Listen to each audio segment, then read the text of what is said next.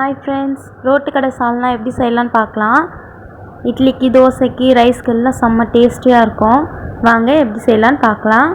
First ஒரு பாத்திரம் வச்சுட்டு எண்ணெய் ஊற்றிட்டு கடுகு போட்டு நல்லா பொரிஞ்சதும் சோம்பு, பட்டை, லவங்கம், ஏலக்காய் எல்லாம் போட்டு நல்லா வெடித்ததும் அது கூட கருவேப்பிலை, கொத்தமல்லி போடணும்.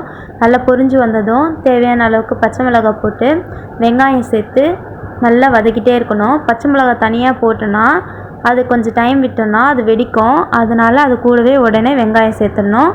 நல்லா வதங்கி வந்ததும் அது கூடவே புதினா சேர்த்து நல்லா வதக்கி எடுத்துடணும். அது பொன்னிறமாக வர மாதிரி இருக்கும்போது தக்காளி சேர்த்து மஞ்சத்தூள் சேர்த்து நல்லா வதக்கிட்டே இருக்கணும்.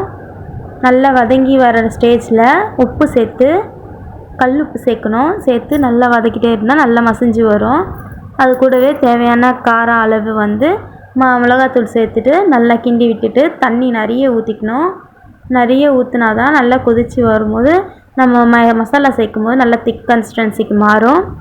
அதனால் நல்லா கொதிக்கணும். நல்லா கொதித்த உடனே தேங்காய், சோம்பு, பட்டை, லவங்கம் இதெல்லாம் நல்லா 2 பாதாம் இருந்தாலும் சேர்த்துக்கலாம், முந்திரி இருந்தாலும் சேர்த்துக்கலாம். சேர்த்து நல்லா கொதித்து வரணும். அந்தளவுக்கு நல்லா கொதிக்க விடணும்.